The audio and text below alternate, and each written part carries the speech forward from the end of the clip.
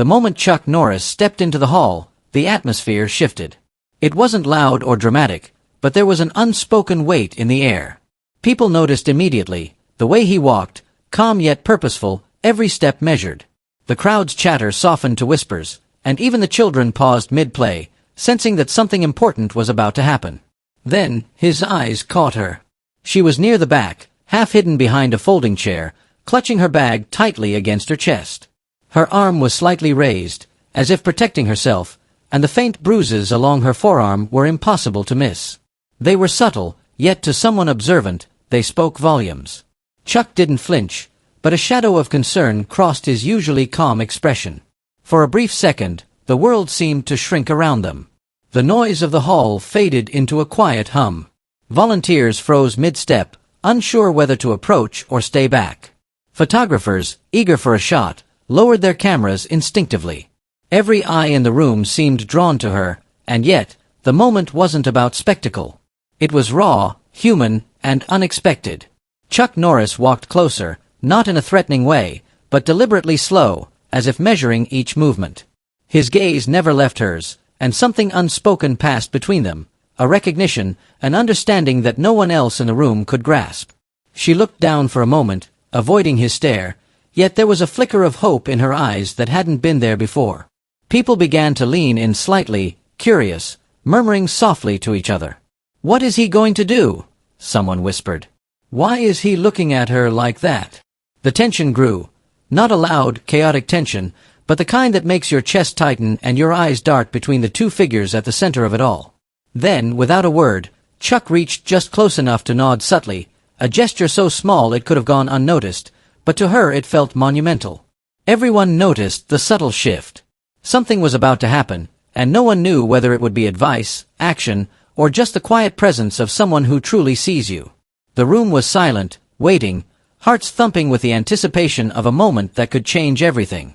And in that silence, a single thought passed through the minds of everyone watching: what will Chuck Norris do next? The hall was alive with muted energy.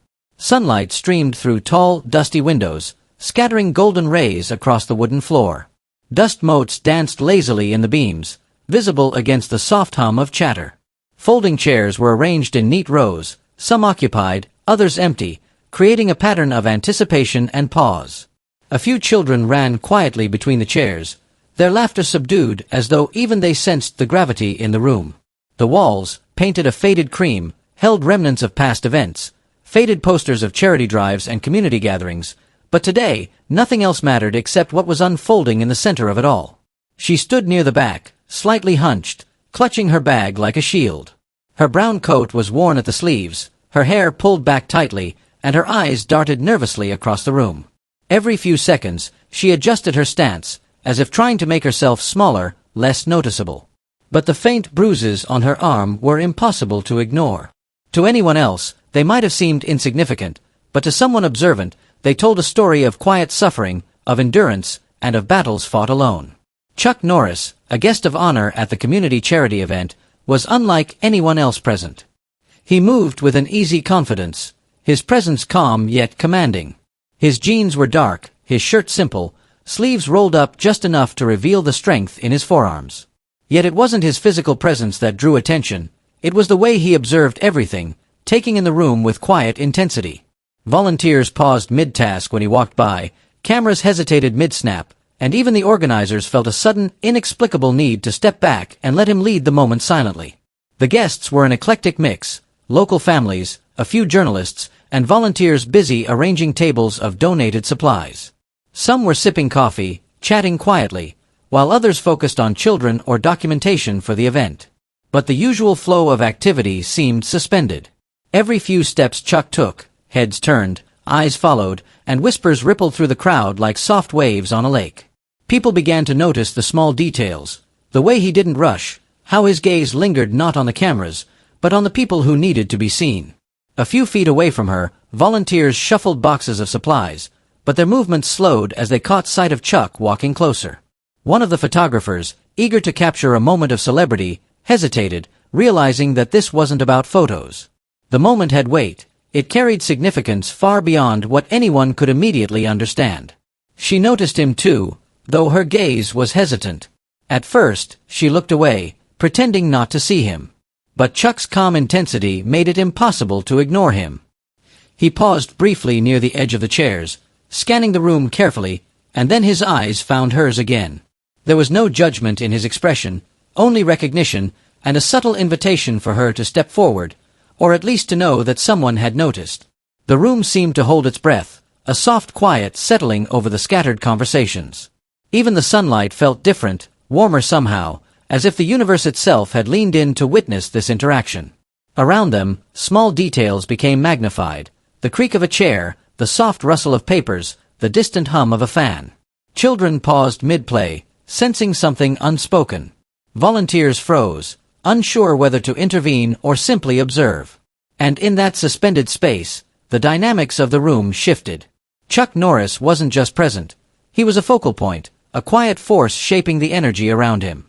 She felt it too, a strange mixture of fear, relief, and curiosity, as if someone finally saw the pain she had carried silently. This wasn't a dramatic confrontation or a staged moment for the cameras. It was something far subtler, a real human connection, quiet and deliberate. The anticipation built not from spectacle, but from observation, the shared understanding that something important was about to unfold. Guests whispered softly, some leaning in, others tilting their heads, trying to catch even the smallest clue in his movements. And as Chuck took another careful step forward, the hall seemed to shrink around them. Every detail, the creak of the floorboards, the shifting chairs, the sunlight catching the dust in midair, felt intensified. Time slowed. Everyone watching felt it. This wasn't just a charity event anymore. This was a moment suspended between curiosity and compassion, between what was visible and what remained unspoken. Chuck Norris paused just a few feet from her, his presence suddenly heavier in the room. It wasn't aggressive, it was simply attentive, focused, and deliberate. Every eye in the hall turned toward them, but no one moved closer. People instinctively understood that this was a private moment, even in public. The murmurs softened into whispers, and the clicking of cameras slowed as photographers realized that capturing the moment visually could never convey its weight. She shifted slightly, hugging her bag closer. Her fingers brushed against the fabric of her coat, as though trying to ground herself. A faint tremor ran through her arm. The bruises along her forearm felt suddenly more visible, more real under his steady gaze. He didn't comment immediately. He didn't gesture. He simply stood there, calm, observing her with an intensity that made it impossible to hide anything. A volunteer whispered to another, "Do you think he knows?" and then quickly stopped, realizing no one wanted to speculate out loud. The children, normally full of energy, sat cross-legged on the floor, eyes wide. Even the adults found themselves leaning forward unconsciously, trying to read the small movements, the unspoken signals passing between the two. Chuck's expression softened, but it wasn't pity, it was recognition. His eyes briefly scanned the room, then returned to her, as if confirming a silent truth. He saw everything, every mark, every sign of pain. A subtle pause stretched, each second carrying weight. She lowered her gaze slightly, but the tension didn't release. Instead, it intensified. Every subtle movement of his body, every quiet intake of breath, felt meaningful. The crowd, sensing the gravity, began mirroring her hesitation. A few people tried to distract themselves, whispering softly to neighbors, shifting in their chairs, adjusting their cameras, but the energy was magnetic. The stillness in the room amplified the smallest details: the creak of a floorboard under Chuck's shoe, the gentle sway of the hanging curtains, the faint rustle of papers on a table. Each tiny sound seemed louder in the charged silence, adding to the sense that something pivotal was about to unfold. Chuck leaned slightly forward, speaking just a few words, softly, low, almost a whisper, meant only for her. She flinched slightly, startled, and yet her eyes widened with curiosity.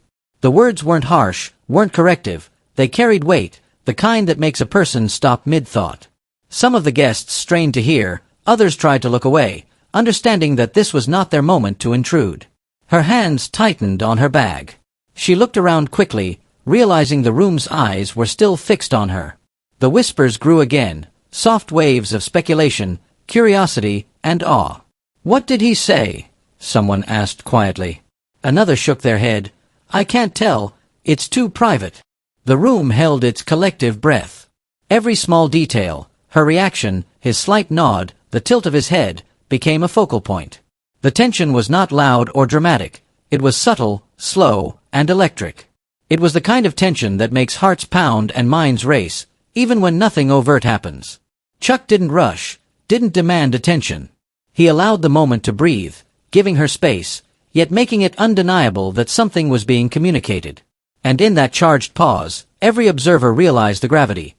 Sometimes the most powerful actions aren't loud, and sometimes the smallest gestures carry more meaning than words.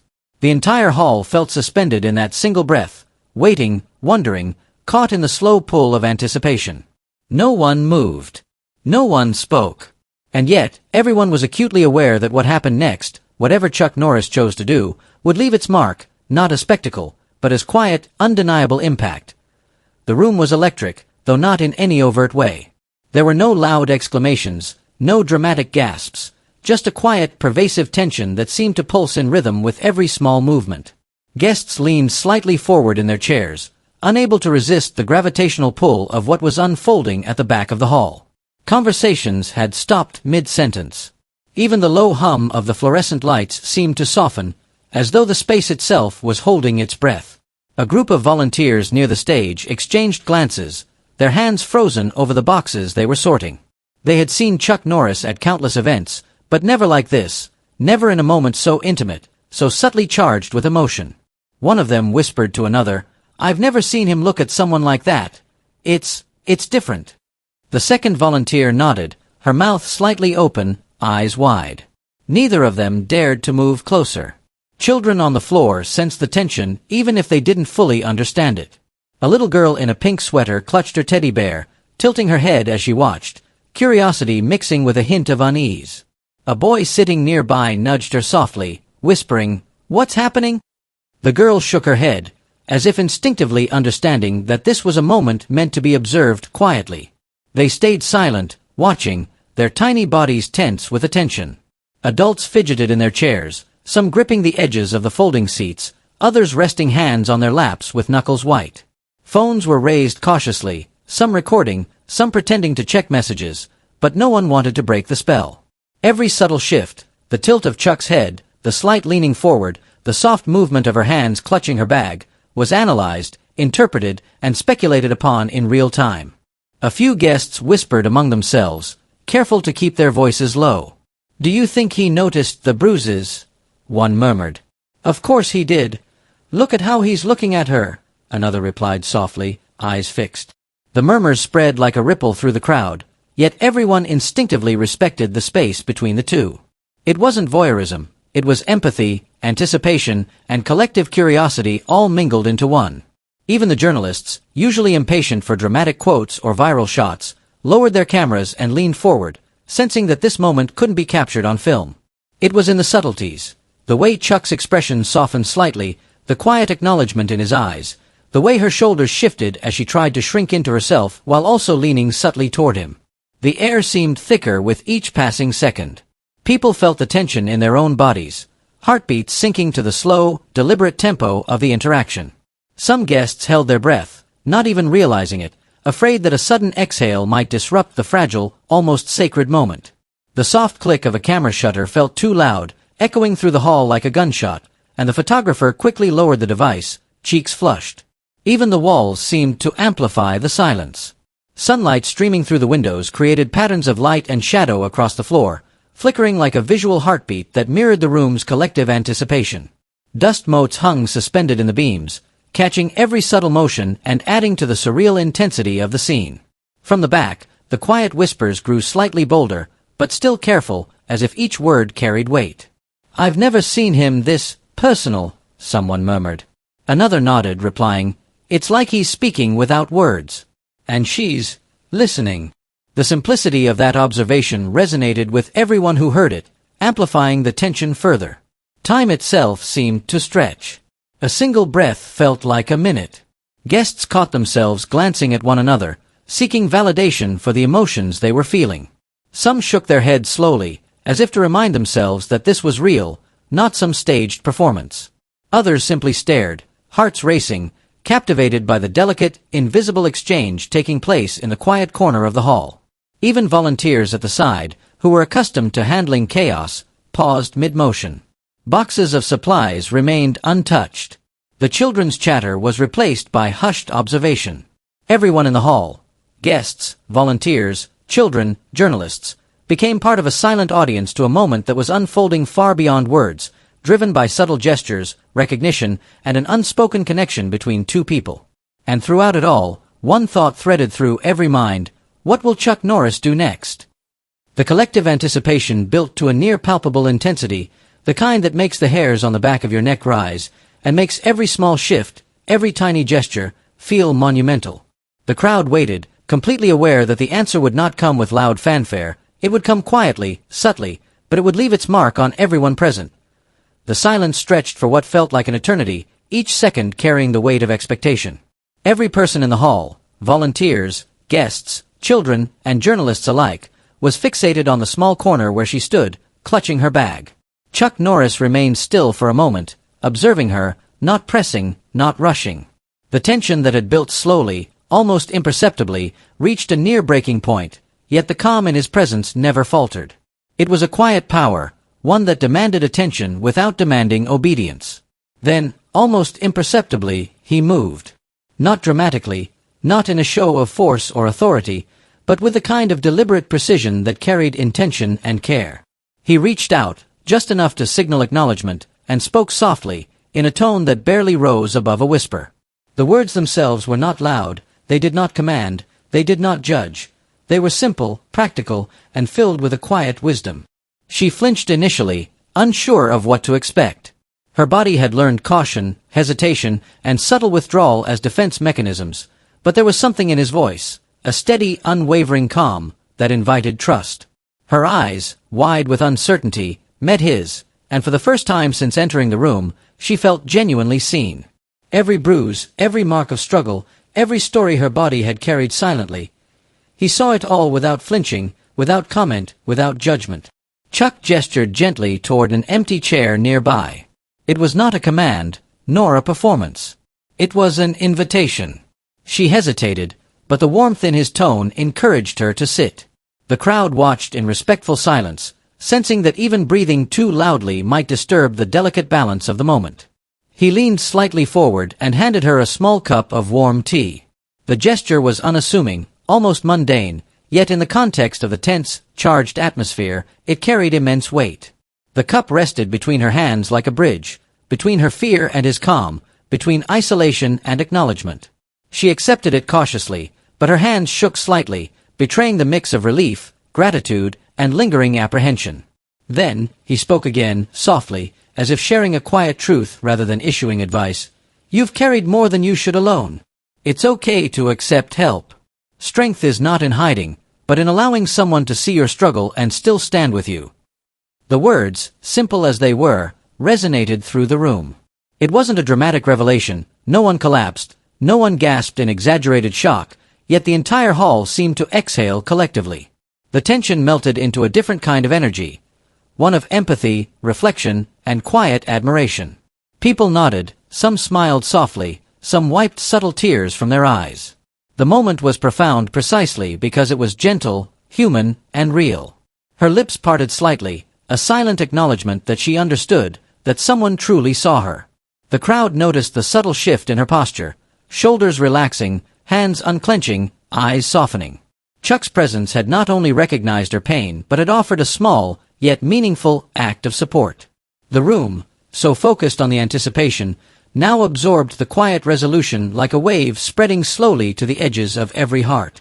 Even the children seemed to sense the significance. The little girl in the pink sweater tilted her head thoughtfully, clutching her teddy bear less tightly, as though learning an unspoken lesson about compassion and attention. The boy next to her whispered, "Did he just help her?" And the girl nodded slowly, understanding in her own way that small acts could have enormous impact. Volunteers exhaled, realizing that their own subtle anxieties about handling the event had been overshadowed by something far more important, a lesson in observation, empathy, and action.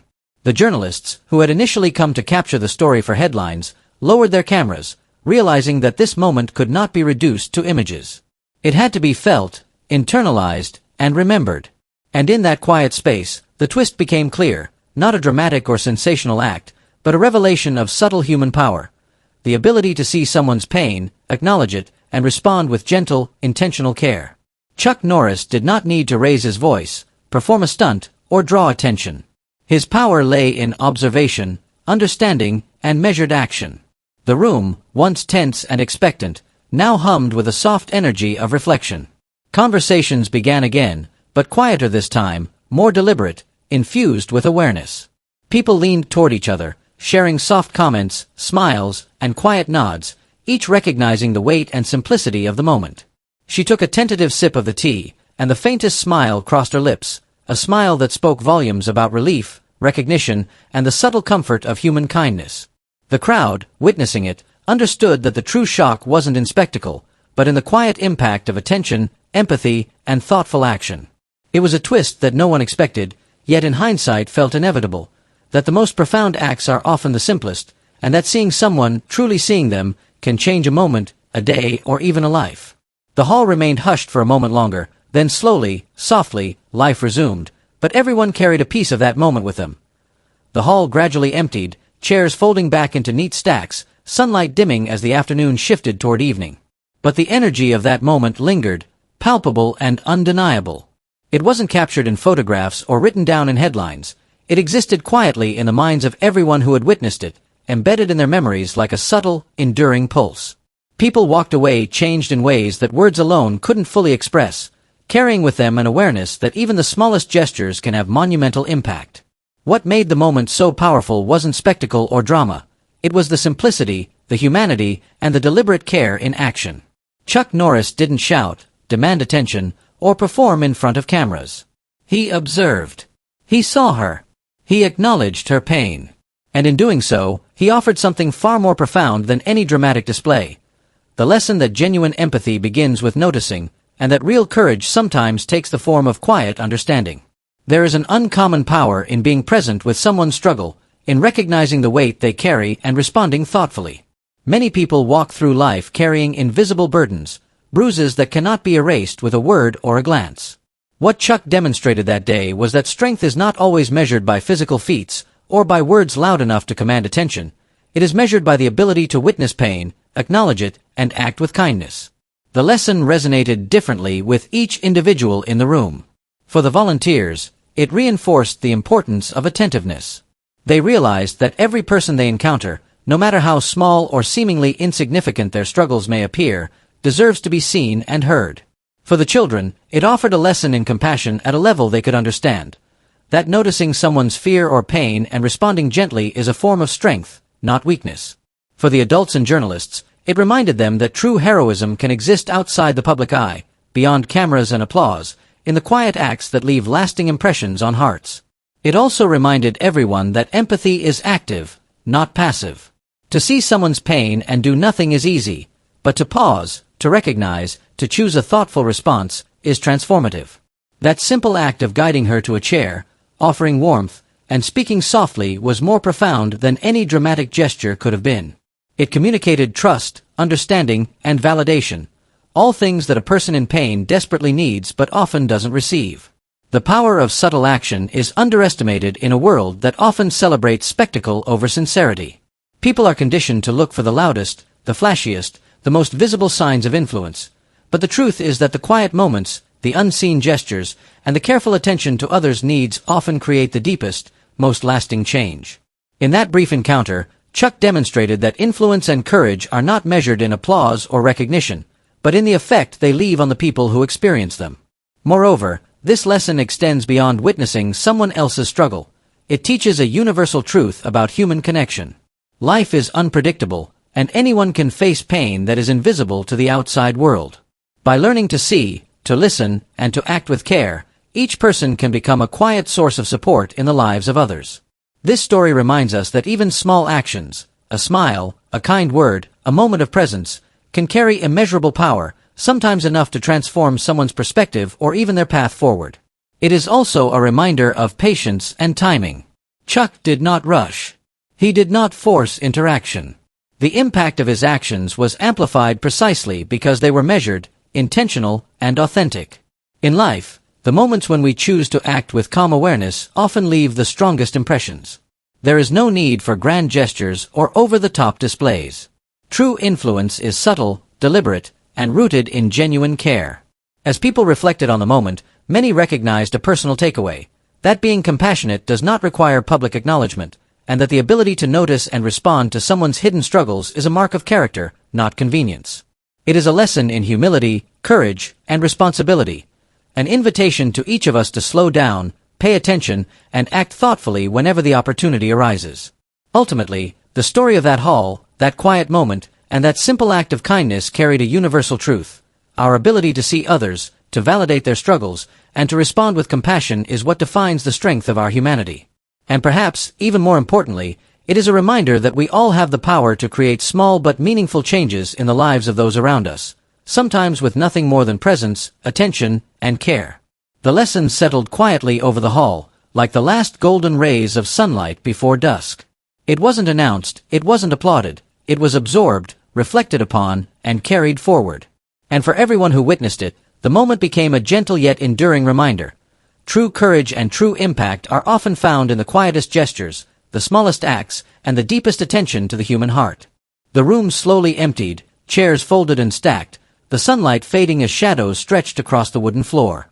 Volunteers began to organize the leftover supplies, and the soft hum of conversation gradually returned to the hall. But the energy of that moment, the quiet, deliberate, and deeply human exchange between Chuck Norris and the young woman, lingered like a warm, invisible thread connecting everyone who had witnessed it. No one spoke much. There was no need. Each person carried their own reflections, their own feelings, their own understanding of what had just unfolded. For some, it was a lesson in observation. Many realized that life often moves too fast, that people pass each other by without noticing the subtle signals of struggle, fear, or pain. Chuck had shown them that paying attention is more than seeing, it is recognizing, validating, and responding in a meaningful way. He had demonstrated that even in the middle of a busy room, amidst the distractions of everyday life, a single person's presence can create a ripple of understanding and care. Others were struck by the simplicity of action.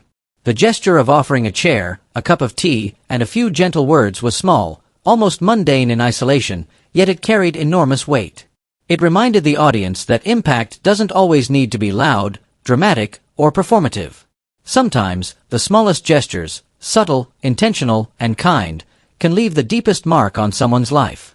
This was a moment where quiet courage and empathy outshone all the spectacle in the world, and the lesson was unmistakable.